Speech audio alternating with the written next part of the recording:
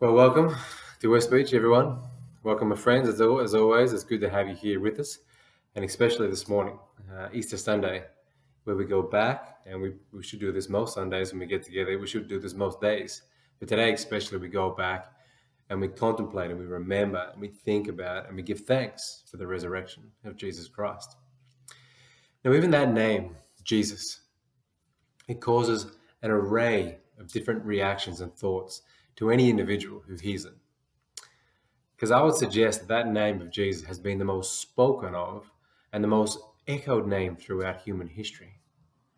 And as I said, the different reactions of some of all the people that hear that name, they vary significantly. We get such different reactions from each person as they hear this name. Some people would react. Some of them have called him a genius. Others might say that he was the greatest teacher who ever graced the earth. Some would even say that he was a myth. And then there are others who would actually even call him God. But I think these opinions and these thoughts and these reactions around Jesus get even stronger when we speak about this notion that this Jesus could have possibly risen from the dead.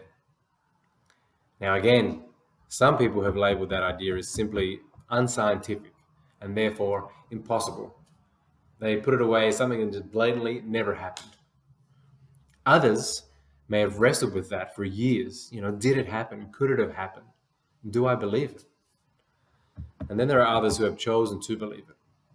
They believe in it as a historical truth and something very real and something very personal to them. And the people who generally embrace that notion call themselves Christians. And as we know, it's around this time of year, which is called Easter, that many of us, Christians and non-Christians, to be honest, cast our eyes back to that historical event some 2,000 years ago. And it's over the next few days around Easter that some of those reactions and those questions and those conversations again about that person, death, and the resurrection of Jesus, they begin to resurface for many of us. We start to talk about these things again around this time of year. And whether you're an atheist, whether you're an agnostic or a believer, we have all, maybe spent a little bit of time in one of these conversations, or we've at least thought about it at some stage in our life. But those different and competing reactions that we've just mentioned, they're not just a modern thing that has just started recently as our culture has become more sophisticated and enlightened, as some would like to suggest. These different reactions of doubt, belief, and questions, they've been around since the time of the apostles. There were many, many different reactions to the claim that Jesus had risen from the tomb and therefore risen or came back from the dead. There were some people like Mary Magdalene who tells us she was afraid, but it also says she was full of joy. Mary was absolutely blown away. As soon as she found out, it tells us that she went running back to find the disciples to tell them about what she found out. Then there were others like Peter and John, who actually, as they were walking along, they were greeted by Mary as she was running back to find them. And Mary tells Peter and John. And then it also tells us that they went running wildly off towards the tomb to find out if it was true that Mary was saying. When you actually look at the Koine Greek, the original language of the New Testament, it says that Peter and John were actually racing towards the tomb. They were competing to get there first.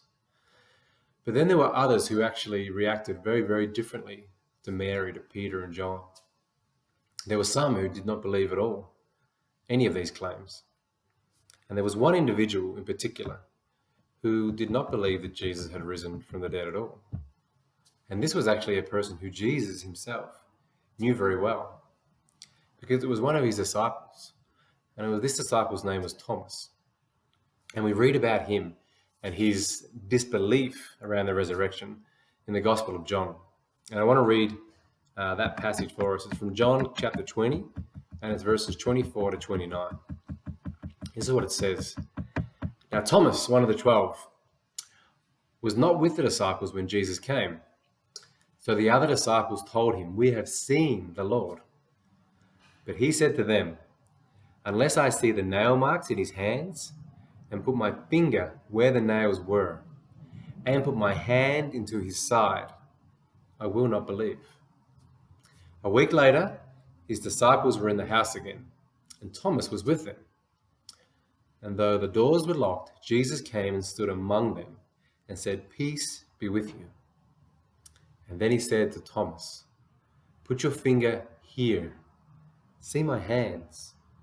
Reach out your hand and put it in my side. Stop doubting and believe." Thomas said to him, "My Lord and my God." Then Jesus told him, "Because you have seen me, you have believed. Blessed are those who have not seen and yet have believed." Now we're told in verse 26 that the time between where Thomas actually declared that he did not believe, when he said, "I don't believe in what's happened here." So a time from when he said that to the actual time where he got to see Jesus and touch his wounds was 1 week. So he said, "I don't believe." A week passed. He came across Jesus. Jesus came and found him. And then he was on his knees saying, "My Lord and my God." There was 1 week in between that. Now, if you think about this, that week would have been a really, really hard week for Thomas. Think about it. Scripture tells us that Thomas was the only one out of all of the 12 disciples who had not seen the resurrected Jesus at this stage. And he was therefore the only one out of the disciples who did not believe in the resurrection either at this stage. Thomas would have likely experienced a deep self-doubt. And also he would have had this profound sort of internal wrestle of, why had Jesus so clearly revealed himself to the others, but not to me yet?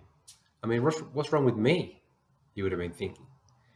But then when you think about this whole fact that Thomas didn't believe, this resurrection shouldn't really have been a very difficult thing for Thomas to believe in. Now, I know there'll be people looking at their computer, looking at my face and saying, "Mick, are you serious? How are you telling us that a resurrection should not be a hard thing to believe? Why are you saying that? It doesn't make any sense." Of course it's a hard thing to believe. Well, let's have a think about that. Think about what Thomas had actually seen and heard during his time with Jesus. Thomas knew about and probably had even witnessed another resurrection, the resurrection of Jesus' friend Lazarus. Thomas had probably seen that, and if he didn't see it, he was very well aware of it, and he would have heard it for sure. But it's likely he actually did see that. Now, Thomas may not have seen another one, which was when Jesus actually raised a little girl back to life. And we read about that in the Gospel of Mark. But he certainly would have heard about it from the other disciples who were there, and he may have even seen the little girl and their family afterwards. Thomas had seen a copious amount of miracles done by Jesus with his time spent with him. So why was it difficult for him to believe that Jesus had risen now? What was it that was actually holding Thomas back? Well, maybe it was his pride that took a hit. Maybe Thomas's pride was really smashed by this whole situation. Because he was the last of the disciples to see the risen Lord. Or maybe Thomas hadn't seen the amount of miracles that maybe Peter or John had seen. And maybe he didn't, he just really didn't believe at this stage. There are many reasons or theories out there about why Thomas may have doubted. He's famously called Doubting Thomas. And I'm sure there's some of these reasons, like when we went over there and we sat down and we chewed on them and spoke about them, I think there'll be many of you who could probably relate to some of these reasons. As during all our lives, we all have moments of doubt around our faith. But I do not think that this whole reason about Thomas doubting is the most important part of the story. Because it's what happens next that I want us to concentrate on. And what begins to happen next is change. Change. We see change in an individual who realizes that the resurrection had actually taken place. In the middle of Thomas's doubt and internal wrestle, we see Jesus approach Thomas. And he tells him these things. He tells him to touch his wounds. He says, "Put your fingers here to see if it's real." Then he also tells him to put his hand in his side, which was an injury that he had actually received from the soldiers as he hung on the cross, as they put a spear through his side. Jesus comes to him and he tells him to put his hands in these wounds. And as soon as this happens, as soon as Thomas realizes that this was Jesus Christ, resurrected and standing before him, as soon as he realized that the resurrection had actually taken place, and that Jesus had now actually sought him out to show him this, so that he would believe in him, Thomas's whole world is completely flipped on its head. And as soon as the risen Jesus stood before Thomas and revealed himself to him, he said to him, "Stop doubting and believe." As soon as he did this, Thomas falls to his knees and declared to Jesus, "My Lord and my God." This whole question around if Jesus actually rose from the grave is one of the most important questions that you or I are ever going to engage with in our life. And the verdict that we come up with around that question will change our lives forever. And I can tell you, it changed Thomas's. After Thomas being, famously labeled the doubting Thomas, and he's also been called, a real pessimist. If you go back and read a lot about him through the stories that you find him in. After this change, after this realization of who Jesus was and the fact that he had resurrected and come back and looked for him, Thomas's life changed completely. He dedicated the rest of his life to taking the gospel, the story, and the good news of Jesus to the entire world. Most historians and tradition itself suggest that Thomas's life actually ended in India. And he ended up in India after taking the story, as I said, of Jesus' life, death and resurrection throughout Asia. And as he was going through Asia, he finally ended up in India. And in India, he continued there to share his faith and preach the gospel to whoever would listen. And consequently, because of this, because of his unashamed proclamation of the gospel, Thomas was eventually speared and killed there in India by some of the natives. The resurrection, if it really took place, then it changes the lives of us all. Thomas wasn't the only one who had his life turned upside down either.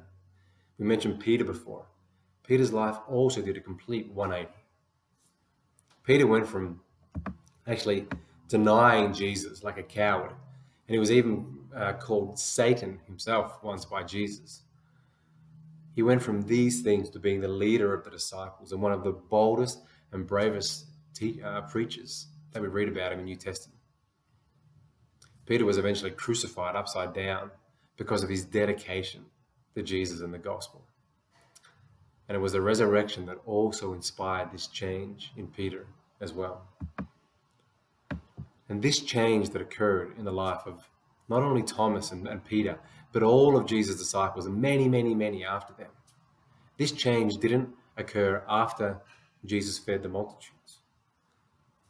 It didn't occur after Jesus changed water into wine. It didn't even happen after Jesus' death on the cross. The change in the life of these individuals occurred because of the fact that they had seen Jesus Christ defeat death.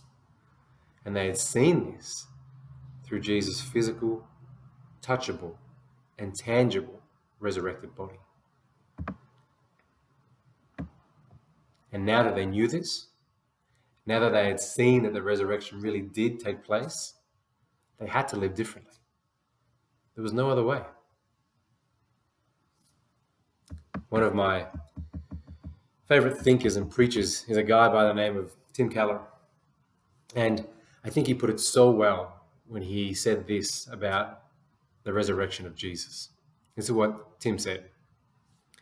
If Jesus rose from the dead, then you have to accept all that he said.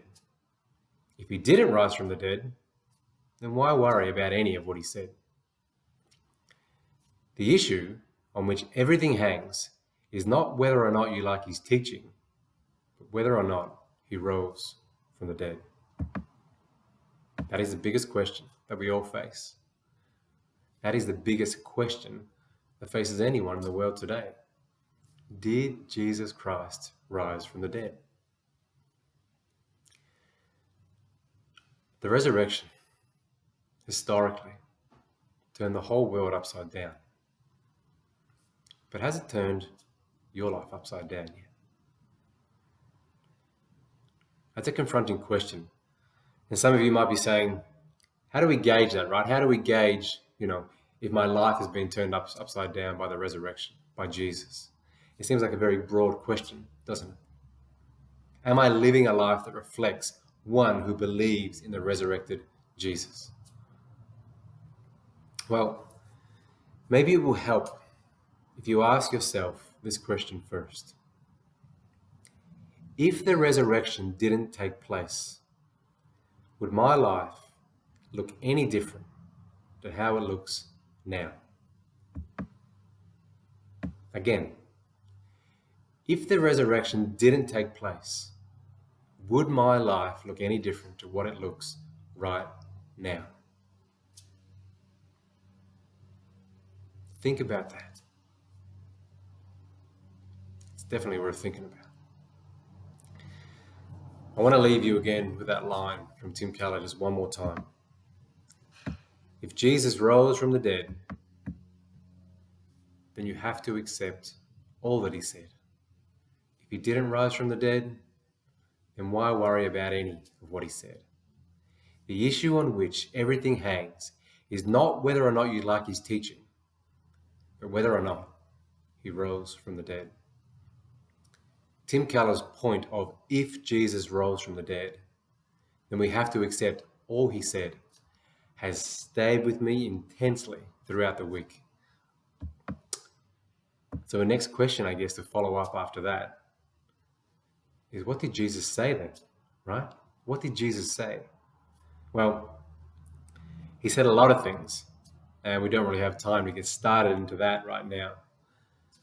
But I would like for you to actually go and find out what some of those things are that he said. And as you get started with doing that, or before you go and get started on doing that, I just want to share 2 things that he actually said with you. I want to leave these 2 things with you as you start this journey of asking the question of what did Jesus Christ say? And these words of Jesus, they're not just for those people who heard them uttered some 2,000 years ago, but these words are also for you and I today. Now, these are the 2 things Jesus said that I would like to leave with you as we contemplate him and his resurrection today. Well, no one can take my life from me. I sacrifice it voluntarily, for I have the authority to lay it down when I want to, and also to take it up again. 2, I am the resurrection and the life. The one who believes in me will live, even though they die. And whoever lives by believing in me will never die. Do you believe this? Thanks for being with us this morning. Ciao.